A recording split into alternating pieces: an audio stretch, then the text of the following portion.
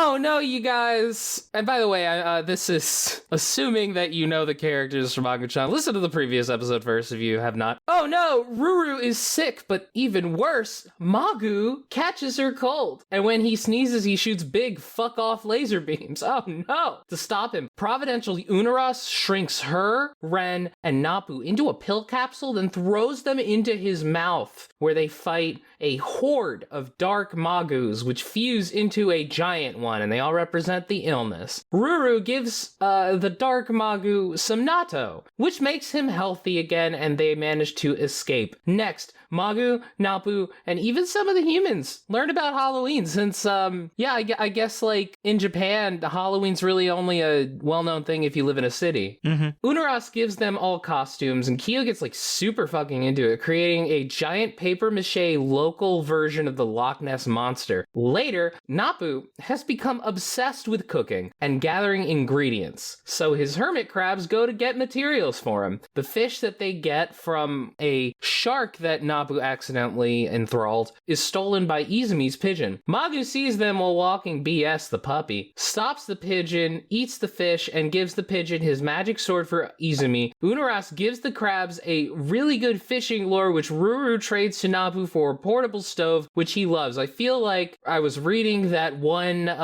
movie about where, like, the person trades a paperclip up to a house or something. Yeah. Next, everyone's getting fat, know what that's like. So to work it off, they go on Izumi's Ninja Warrior course that he made. And it's literally the Ninja Warrior course. Magu loses weight after shooting a laser, but he's actually very upset about that because he was proud of his girth. And you know what, Magu? Good for you. Meanwhile, Ruru realizes that she gained weight because she just got taller, and Nappu just has to run more. Magu, Unaras, and Nappu go for a night on the town where Magu and Unaras talk while Nappu just gets fucking wasted. Popcorn David. Ren takes Ruru on a date to the mall and everything goes wrong, but actually it kind of went right, didn't it? Lucky them. Yeah. After discovering that he can buy ingredients with money, Nappu becomes obsessed with cash and develops a gambling addiction. Best. Until he loses so bad, he just goes back to working. He's really the metaphor for capitalism. What if every elder god was a representation of a different economic system? I do love Nappu. He's the best. He's a metaphor for the damaging effects of capitalism. This poor guy started out homeless, now has to work a shitty, part-time job. Yeah, this develops a gambling addiction. Yeah, poor guy. Can't wait for corporate Nappu. I would have loved it if they made like a spin-off about him and it's like someone else at the kitchen that like just can't tell. He's like, I think our new part-time cook is an elder god. That's your next series, dude. Oh, that's pretty great. Okay, I'll let Taper know about that. Yeah. Oh, and speaking of capitalism, it's Christmas time. Ruru's mom is coming over from her faraway job, so everyone works together to get the house ready for her, but unfortunately it snows too much and the train stopped. She's devastated until Magu slaps her, demands that she stops being so selfless, and uses his powers to destroy the weather, melting the snow. Ruru and her mom are able to reunite, and it is so sweet. Yeah. Soon, it's the New Year festival, and Magu once again learns about human culture, demanding sacrifice, but no one does it. Izumi, meanwhile, struggles with his inadequacy during the New Year tradition of throwing beans to cast out demons, so Ruru has him fight Magu in a bean throwing competition until he realizes Magu really isn't that bad. He pulls in middle school to keep watch over him, even though he's like 16. Yeah, he should be in high school. That's gonna be weird. Popcorn tray.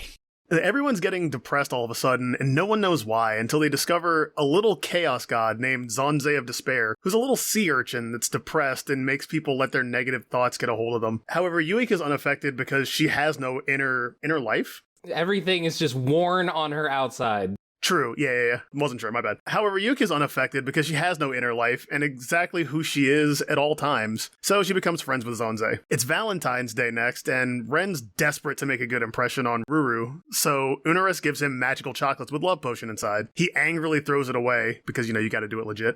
You know what? Good for him, because like in a lot of manga, that character would have tried to trick Ren into eating those chocolates. Yeah. I really respected that. Big respect for that, honestly. Nappu finds it and turns it into pudding, making all the girls love him and kick Ren out. But it turns out that they wanted to kick him out because they were making Valentine brownies for him anyway. Aww. Aww. Aww. So cute. It's like the happiest day of his life, I'm sure.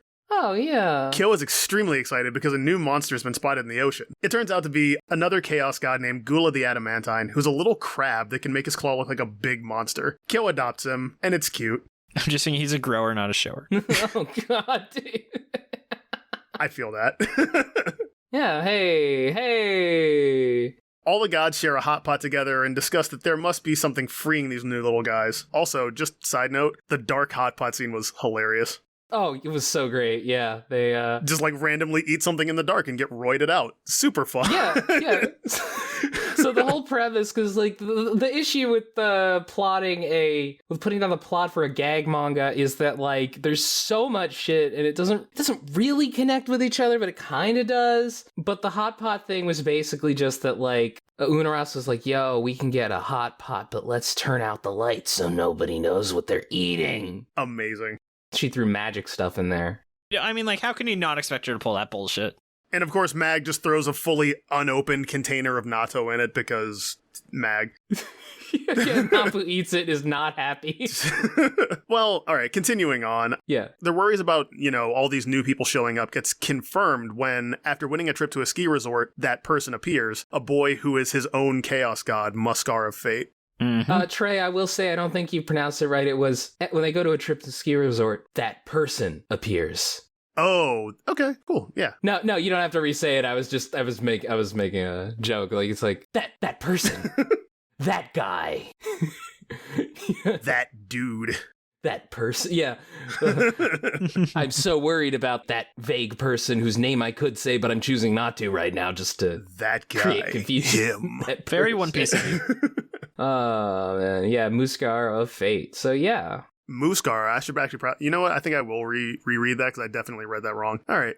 So their worries get confirmed when, after winning a trip to a ski resort, that person appears. A boy who has his own chaos god, Muskar of Fate. Fate. It was fated! Do you believe in fate? No, I believe in destiny.